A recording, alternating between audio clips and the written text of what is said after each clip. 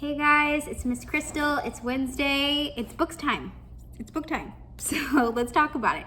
I have 4 books lined up.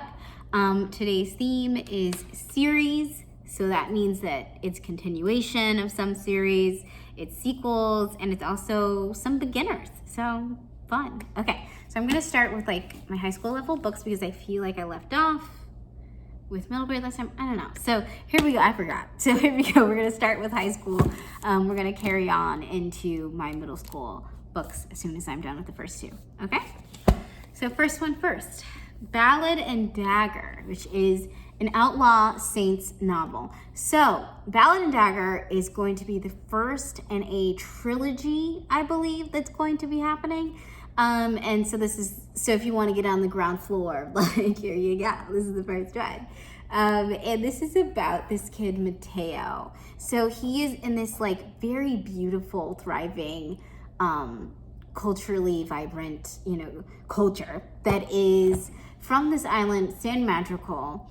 And it is like, for some unknown reason, really, it's an island that was like sunk, and then everyone in that community moved to New York to try to like salvage what was left of, each other.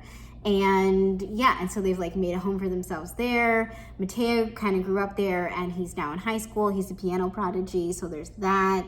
And everything's just kind of moving along, and there's all this like sort of magic in the background, sort of.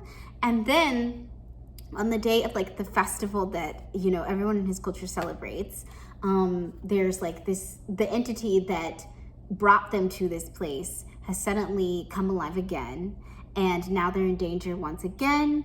And then also Mateo witnesses someone very close to him that he trusts committing a very violent act. So all of that is to say, it's this huge mystery, a lot of magic. I feel like if you want to get started with something new that's very like Rick Riordan-esque, I would say this one.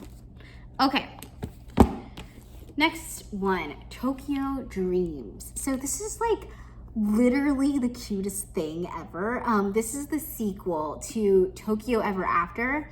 And basically I'm gonna say it's like a mix between Princess Diaries and Crazy Rich Asians. No joke, like seriously, it's that. And or maybe a little bit of like What a Girl Wants, And so like this girl, she finds out that like her dad is like royalty to Japan. He's like the Prince of Japan. I don't know. What is he? Yeah, I'm right. He's the Crown Prince of Japan. It just sounded weird coming out. So he's the Crown Prince of Japan. And so that means that she's royalty as well. And so she has to like get acclimated to that in the first book. And so now we're getting to the second book. And so everything's kind of like falling apart because we left on a really good note for the last one, which I don't want to spoil if you haven't read the first one. But now everything's kind of falling apart. And it's part of it is that like, people don't believe in her pedigree because she didn't grow up royal. And then, it's just like, that's happening. But I will say, it's very, very cute. If you liked any of the references that I mentioned at the beginning, which is What a Girl Wants, Princess Diaries, and Crazy Rich Asians, I say go for it. Okay. I feel like it's going to be turned into a movie or something at one point. Anyway. Diana and the Journey to the Unknown. So as far as I know, this is the third like junior level Diana novel for middle grade. I love these. I like the Shuri ones also and Squirrel Girl, but Diana's cool. She was the first one that came out. And this one is particularly about her rescuing this group of children that have been kidnapped by this like evil, I don't know, villain, whatever. And so he is trying to steal God's powers, which I feel like is the plot of the first Wonder Woman. but like, whatever. That is what they did for this third one. And just the plot of the first Wonder Woman.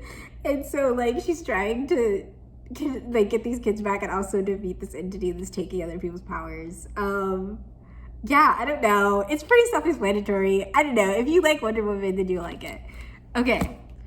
Next one, Zachary, Ying, and the Dragon Emperor. So this is going to be the first. I think there's going to be a trilogy. Like, I don't think this is going to be a very long series. I think it's only going to be a trilogy. But It's about this kid, Zachary, and he doesn't realize that he is supposed to be the host for the spirit of the first emperor of China, right? Yeah, the first emperor of China. He's supposed to host his spirit and like travel on this quest to seal the gates to Chinese underworld before the ghost month where they come out. So anyways, it kind of gets messed up in the first place because the emperor messes up like the syncing between them.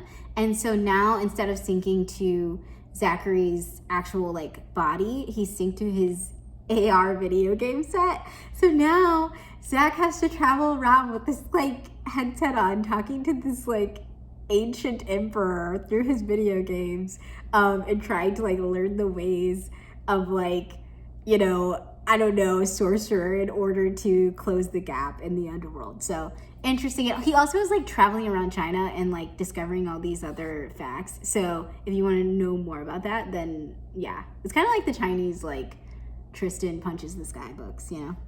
Anyway, that's it for me. Hopefully you saw some series that you might want to pick up, you might be interested in, or you were enlightened that the book that you liked has a sequel. Yeah, so that's it for me. I'm gonna see you guys later. Bye.